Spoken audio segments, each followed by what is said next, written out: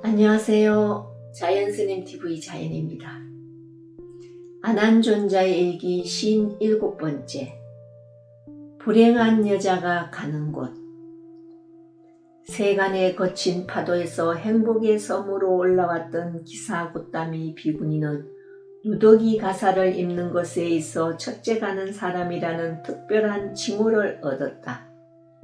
그분처럼 험한 파도를 지나온 다음 계율을 잘 간직하는 것에 있어 첫째 가는 사람의 칭호를 받은 분이 계시다. 나와 몸과 마음을 같이하여 교단에 들어왔던 우빨리 존자님처럼 이분께서도 계율에 관해서 아주 능숙하게 잘 아시는 분이다. 부처님께서 계율에 관해 자세하고도 능숙하게 잘 아는 이 비구니를 특별한 칭호로서 칭찬해 주셨다. 이렇게 부처님께서 금구로 칭찬해 주심을 받았기 때문에 그 비구니의 이름은 널리 알려지게 되었다. 교단과 함께 사방으로 이름이 퍼지게 된 것이다. 그러나 그 칭호를 줄 때 큰 축하잔치를 벌리고 이름을 준 것은 아니다. 자기 스스로 마음 내키는 대로 골라서 부르게 된 이름도 역시 아니다. 사와띠 수도의 남자들이 우스개로 놀리느라고 지어준 이름이며 성안의 여자들이 얼굴을 돌리고 코를 찡그리며 불러왔던 이름이다. 그러나 그때의 상황으로서는 그 이름이 딱 들어맞는 형편이었다. 그 이름으로 유명해져서 아는 사람들이 많았던 불행한 여자가 어느 날 정사로 왔다. 그녀가 왔을 때는 법회가 진행되는 중이어서 상가 대중과 제가 대중 많은 이들이 같이 모여 있을 때였다. 그러한 때에 보기에 적당치 못한 모습으로 나타난 불행한 여자를 대중들이 막았다. 욕하고 야단치며 돌아가라고 했다. 그렇게 하여도 듣지 않자 모두들 고개를 돌리고 말았다. 얼굴을 찡그리는 이들도 많았다. 의지할 곳 없던 그녀가 그때 법문 듣는 대중들을 당황하게 하였던 그녀가 지금은 교단 안에 반짝이는 큰 별로 빛나고 있다. 그래서 그분이 법문하실 차례가 되었을 때 법회장 가득 대중들이 모여들고 있었다. 지금이 그분의 법문 시간이다. 잘 오신 여러분들, 이 교단의 공덕과 은혜를 드러내는 곳에 저의 인생 여정 이야기를 들려드리겠습니다. 조용하고 평화로워서 일체의 위험이 없는 이곳의 공덕을 나타내려면 뜨겁고 번뇌가 많고 위험이 많은 곳과 비교하면서 보여드려야 할 것입니다. 지금은 사와띠 수도에 친척들이 없습니다. 그러나 저는 이 도시 큰 장자 집에서 태어났습니다. 저는 남동생과 단 두 남매였습니다. 부모님은 저희들이 원하는 것을 모두 갖추어 주었습니다. 입는 옷, 치장하는 보석들 등 필요한 것들은 모두 말 한마디로 가질 수 있었습니다. 처음에는 평화롭고 마냥 행복했던 인생의 여정이 중간 부분에 이르자 뜨겁고 심한 고통들과 만나게 되었습니다. 그 고통의 원인은 갈망과 탐착, 좋아하는 집착 때문이었습니다.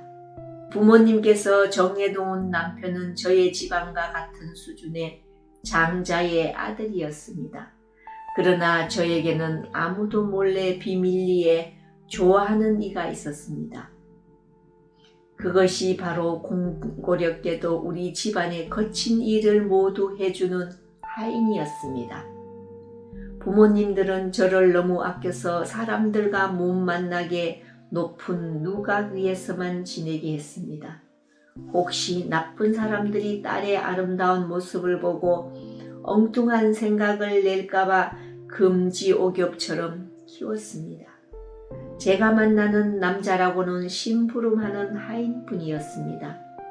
오직 한 사람과 한 사람, 젊은 남녀가 가까이 지내면서 불이 붙었던 것입니다. 그러나 그러한 사실을 부모님들이 알까봐 언제나 가슴을 졸여야만 했습니다. 말씀드리든지 말씀드리지 않든지 결국은 부모님께서 아실 것입니다. 저는 앞날을 두려워하지 않았지만 제가 좋아하는 그이는 그렇지 못했습니다. 목숨이 경각에 달린 살얼음판을 딛고 서 있는 것이나 마찬가지였습니다. 집에서 부리는 하인은 자기 물건처럼 할 수 있는 주인들이 그들의 권한을 모두 쓸 것은 틀림없을 것이기 때문입니다. 그 사실을 조금만 살펴보면 문제가 어디에서 시작되었는지 쉽게 알게 되고, 그러면 헤어져야 할 것이 분명할 터였으나 탐창하는 갈망에 마음은 그렇게 하고 싶지 않는 쪽으로 일을 만들어 갔습니다. 좋아하는 사람과 같이 있고 싶은 마음이 들기 전에는 걸릴 것도 없고 뜨겁게 번뇌할 필요도 없었습니다. 뜨거운 것도 걸릴 것도 없는 혼자의 몸으로 자유롭게 사는 것이 편안하다는 사실을 몰랐던 것입니다. 자기가 좋아하는 사람과 함께하는 것만이 행복한 것이라고 집착했습니다. 사랑하는 이와 함께하고 싶은 것이 바로 고통의 원인이었습니다. 오직 함께하겠다는 갈망 하나만을 재산으로 안고서 그러한 고통의 원인을 기본으로 깔고서 저희 두 사람은 떠나갔습니다. 부모님들의 힘이 미치지 않는 곳 조그만 숲속에 작은 움막 하나를 짓고서 살았습니다. 자기가 좋아하는 길을 선택해서 스스로 갔기 때문에 세간의 모든 힘든 법칙들을 만날 때도 참아야 했습니다. 가난한 고통이 무엇인지 모르던 제가 오직 한 사람의 얼굴만을 바라보고 그 많은 고통을 참아냈습니다. 실은 고통이 아니고 행복이라고 우기면서 말입니다. 앞에 말씀드렸던 대로 고통의 원인을 기초로 하여 만들어줬던 그 사실은 고통 그대로일 뿐이었습니다. 원인을 만들었으므로 그 결과를 어떠한 길로도 비켜갈 수 없었습니다. 그 잠깐의 탐닉으로 고통의 순간을 잊었던 것입니다. 옆눈으로 보아서 잠깐은 행복을 얻은 것이라고 생각했습니다. 그러나 진실한 법칙은 어떤 길로도 거부할 수 없었습니다. 고의 원인이 없는 것과 결과, 즉 고통을 절절히 받아야 했습니다. 전에는 사랑하는 이와 헤어지고 싶지 않아서 난생 처음으로 부모님 곁에서 떠나왔습니다. 지금은 사랑하는 이와 합한 결과로 부모님 계신 곳으로 돌아가고 싶었습니다. 먹는 것, 입는 것, 불편한 집 등 모든 고통은 그런대로 참을 수 있었지만 전혀 여자들의 천성 한 가지를 그냥 참고 넘어갈 수 없었습니다. 그것은 부모님 곁에서 첫 아이를 낳고 싶은 것이었습니다. 결과를 모르는 어리석은 딸이라고 부모님께서 얼굴을 돌리실 것도 사실입니다. 그러나 당신들이 젖을 먹여 기른 이 딸이 엄청나게 큰 고통을 당하는 것을 그들이 그대로 보고만 있지 아니할 것이라는 생각에 매달렸습니다. 다음 한 가지는 제가 직접 뱃속에 아이를 갖게 되자 부모님을 뵙고 싶은 생각이 너무나 간절했습니다. 뱃속의 아이가 점점 자라서 낳을 때가 가까워지자 그 사실을 남편에게 이야기했습니다. 부모님 계신 곳으로 데려다 달라고 졸랐습니다. 저를 위해서 좋아하는 것은 무엇이든 해주던 그였지만 그 일 한 가지는 금방 들어주지 않았습니다. 달이 가고 날이 가고 시간이 흘러갔습니다. 속수무책으로 그렇게 날이 흘러가도 그에게 허물을 말할 수는 없었습니다. 종이라는 낙인이 그의 등에 분명하게 찍혀 있기 때문입니다. 나의 부모님들이 딸이라는 애착으로 저에게 용서를 해줄지 모르지만 그를 만난다면 그 자리가 바로 그의 무덤이 될 것이기 때문입니다. 해결할 방법을 찾지 못하던 저는 마음의 고통을 스스로 키우면서 해산할 날이 가까워졌습니다. 머지않아 아기 낳을 날이 가까워지자 저는 남편에게 알리지 않고 몰래 집을 떠났습니다. 오직 어머니 곁에서 해산하려고 길을 나선 것입니다. 가는 도중 길에서 출산을 하였습니다. 남편이 곧바로 따라와 발견했기 때문에 이 일을 주스를 수 있었습니다. 일생에 처음으로 만난 큰일, 그 어려운 일 하나를 넘겼으므로 다시 집으로 돌아왔습니다. 그 사실을 부모님께서 아셨다면 얼마나 가슴칠 일이겠습니까? 세간에서 하는 말대로 아들 하나를 낳았던 것입니다. 법의 눈으로 보면 고통 위에 고통의 덩어리가 더 겹쳐진 것뿐이었습니다. 고통을 고통이라고 모르는 저에게 그때의 아기는 모든 시름을 잊게 하는 웃음과 행복 덩어리로 생각했습니다. 아이의 장래를 생각해봐도 나쁜 일이라고는 전혀 없으리라고 생각했습니다. 좋은 일만 있을 것이라고 희망했습니다. 아들이라는 애정 때문에 좋은 것만 바라는 저 자신에게 허물을 말하고 싶지는 않습니다. 그러나 허물 가운데 어리석음은 가장 큰 허물이 됩니다. 허물을 허물인 줄 보지 못하고 생각하지 못하여 집착이나 애착만 가지고 살았습니다. 허물을 보지 못하고 애착에만 빠져있던 저는 다시 둘째 아이를 가지게 되었습니다. 그때에는 저 혼자 부모님께 돌아가는 것이 아니라 걷지 못하는 큰 아들을 데리고 함께 떠나갔던 것입니다. 뱃속에 아이 하나, 배 밖에 아이 하나 안고 남편 몰래 길을 떠났습니다. 해산일이 너무 촉박했을 때 길을 나선지라 그때 역시 먼저처럼 숲속에서 아이를 낳았습니다. 아들의 아버지 역시 그때처럼 따라왔습니다.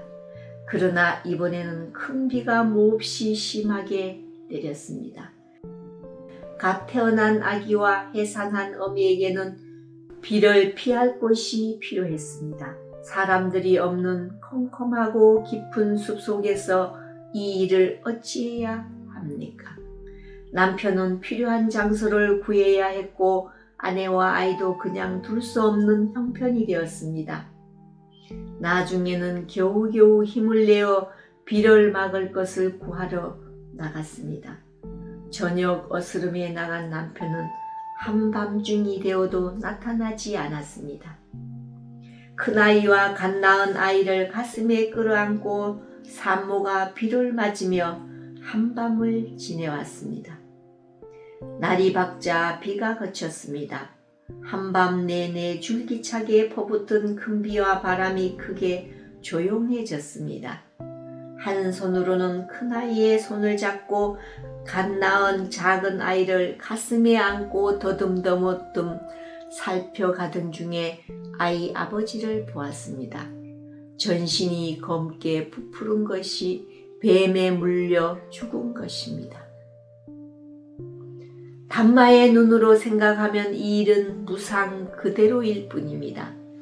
생각났다가 사라지는 한 가정일 뿐인 그 일에 누구를 불쌍히 여기고 누구를 통곡해 하려는 목적은 전혀 없습니다.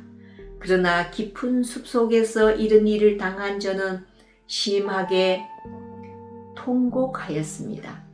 죽는 성품 위에 안 죽게 하려는 번뇌 때문이었습니다. 나의 남편이라는 집착으로 아무리 통곡한들 이미 죽어버린 이가 다시 움직여 줄 리는 없었습니다. 원래 성품의 법칙은 번뇌가 원하는 대로 털어 끌만치도 따라주지 않습니다. 울고 싶을 만큼 울 수도 없었습니다. 어린 생명 둘이 저만 바라보고 있었습니다. 이미 전혀 도움을 줄 수 없는 죽은 아이의 아버지를 나뭇잎을 긁어모아 덮어주고 사와띠 쪽을 짐작만 하고 떠나갔습니다. 불행에 짓눌린 세 사람은 느릿느릿 걸음을 옮기다가 어느 작은 강을 만나게 되었습니다. 지난밤에 왔던 큰 비로 물이 세차게 소리를 내며 흘러갔습니다. 건너가야 할 다리는 어느 곳에도 없고 나룻배도 보이지 않았습니다. 할 수 없이 저는 큰 아이를 강둑에 잘 앉혀 놓았습니다. 그리고 작은 아이를 안고 강을 건너야 했습니다. 작은 아이를 한쪽 강둑에 옷을 덮어놓고 이번에는 큰 아이가 있는 반대쪽으로 건너가야 했습니다. 큰 아이에게 가려고 강의 가운데쯤 갔을 때입니다. 큰 독수리 한 마리가 날아와서 갓난아이를 두 발로 움켜잡고 날아갔습니다. 어찌할 수 없는 저는 강 가운데서 펄쩍펄쩍 뛰며 소리소리 질렀습니다. 손을 휘저어가면서. 그런다고 독수리가 잡은 먹이를 놓아줄 리는 없었습니다. 그런데 이번에는 건너 강가에 앉혀놓은 큰 아이가 어머니가 부르는 줄 알고 물속으로 들어오다가 떠내려갔습니다. 독수리를 위협한다고 손을 휘저으며 손뼉을 두들긴 것이 엄마가 자기를 부르는 것이라고 생각한 것입니다. 이 세상을 사는 사람들도 그와 같습니다. 큰 아이는 어머니의 목소리인 줄 알고 무슨 이유인지도 모르고 깊은 물속에 들어가서 떠내려간 것입니다. 이 세상 사람들도 지혜가 없어서 이 아이처럼 위험인지 아닌지도 모르고 떠내려가는 것입니다. 더러 극소수의 사람들이 지혜로운 분을 만나서 멈추어 서기도 합니다. 그러나 대개의 사람들은 모두 떠내려가는 그대로 흘러갈 뿐입니다.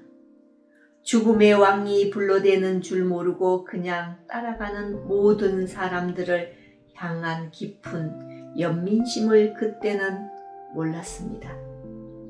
한 여자에게 그러한 일들은 두세 겹으로 둘러싸고 눌러대는 심한 절망이었습니다. 어느 누구에게 이러한 고통이 또 있겠습니까? 전생의 업력을 자세히 보지 못하였으므로 당해야 하는 이 법칙이 억울하다고 통곡하며 가슴을 두들겼습니다. 바라기도 하면 참아줄까 하고요. 한순간에 이 세상을 모두 막아주던 사랑하는 남편과 내 뱃속으로 낳은 두 아이를 뻔히 두 눈으로 뜨고 잃어버린 기막힌 여자가 그래도 어찌어찌 사와띠 수도 근처까지 왔습니다. 그때 강 건너 멀리 한쪽을 바라보자 검은 연기가 솟아올랐습니다. 그때 사와띠 쪽에서 오는 한 사람을 만났습니다. 부모님의 이름을 대면서 아느냐고 물어보았습니다. 여보세요, 저 검은 연기 좀 보세요. 어제 저녁 내린 비로 집이 무너지고 부모와 자식이 모두 죽어서 저렇게 하장하고 있는 중입니다. 나도 그것에 참석했다가 지금 돌아가는 길입니다. 그 소리를 듣는 순간 저의 정신은 모두 떠나갔습니다. 남편과 두 아이를 하룻밤에 다 잃고 겨우 지탱하던 저에게 부모님과 동생이 사고를 당했다는 말을 들었을 때 완전히 미치게 된 것입니다. 미쳤다는 말은 지금 정신이 돌아왔을 때 하는 말이고 그때는 자기 자신을 미쳤다고 할 줄 모릅니다. 미친 이를 고쳐주는 가장 중요한 일은 자기가 미쳤다는 사실을 스스로 알게 하는 일입니다. 자기가 미쳤다는 사실을 아는 순간 미쳤던 마음은 사라질 것입니다. 제가 제 자신이 미쳤다고 안 것은 부처님을 배웠을 때입니다. 많은 사부 대중이 모여서 그분의 법문을 듣고 있는 때였습니다. 무슨 소리인지 중얼거리면서 울고 웃으며 사방팔방을 헤매고 다녔습니다. 몸에서 옷이 벗겨진 것도 모르고 많은 사람들이 가는 길에 휩쓸려서 따라가다가 이른 곳이 제와따나 정사의 그분 앞이었습니다.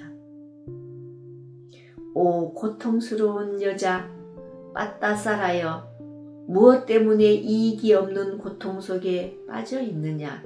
오 빠따사라여, 너는 너 자신을 찾아보도록 하여라. 그분의 근구에서 흘러나오는 저를 딱하게 여기는 말씀이 귀에 들리자 깊은 슬픔의 바위덩어리가 비켜져 나갔습니다. 그분의 말씀대로 저 자신을 돌아보았을 때는 도저히 눈뜨고 볼 수 없는 상황이었습니다. 머리는 산발하여 흐트러지고 흘러내린 눈물 자국은 때가 되어 말라붙었으며 열에 터져 말라버린 입술은 나무 껍질처럼 바싹바싹 타버렸습니다. 거기에 몸에는 실로락이 하나 걸쳐 있지 아니했습니다. 정신이 들자 쪼그리고 앉아서 눈을 감아버렸습니다. 어리석음의 병에 끌려 천방지축 헤매일 때는 탐심의 띠를 따라다니기도 하고 성냄에 맞추어 허물도 지었습니다. 그렇게 허물 짓고 따라다닐 때는 그것이 옳다고 생각하지만 미친 것이 사라지자 크게 부끄러워졌던 것입니다. 그때 법문을 듣던 대중 가운데서 큰 수건 하나를 던져주었습니다. 그것으로 몸을 가리고 법문을 들었습니다. 부처님께서 큰 연민심을 바탕으로 이렇게 설하셨습니다. 오 고통스러워하는 여자 빠따빠사여, 너는 남편을 의지했다. 아이들을 사랑했다. 부모와 동생을 의지하려고 먼 길을 걸어왔다. 내가 의지하려던 사람들이 너의 의지함을 받아주지 않았구나. 오 고통스러운 여자 빠따사라여, 너는 의지하기 위해서 이 세상에 태어난 것이 아니다. 죽음의 왕에게 세금을 바치려고 온 것도 아니다. 너는 너 자신을 찾아야 한다. 불행한 이가 가는 곳이 비가 오는 마을이라는 말이 빠따사라 비구니의 인생 여정이었습니다. 비바람 속에 갖가지 고통을 만난 다음 한 가지 비를 만나게 되었습니다. 그 비는 모든 고통의 뜨거운 번뇌를 시원하게 식혀주는 감로법의 비입니다. 부처님께서 설하실 때 크게 울려 퍼지던 싹두를 부르는 소리가 빠사사라 비구니에께서 법을 설하신 다음에도 크게 메아리 쳤습니다. 신 7번째, 불행한 여자가 가는 곳. 자연스님이었습니다. 감사합니다.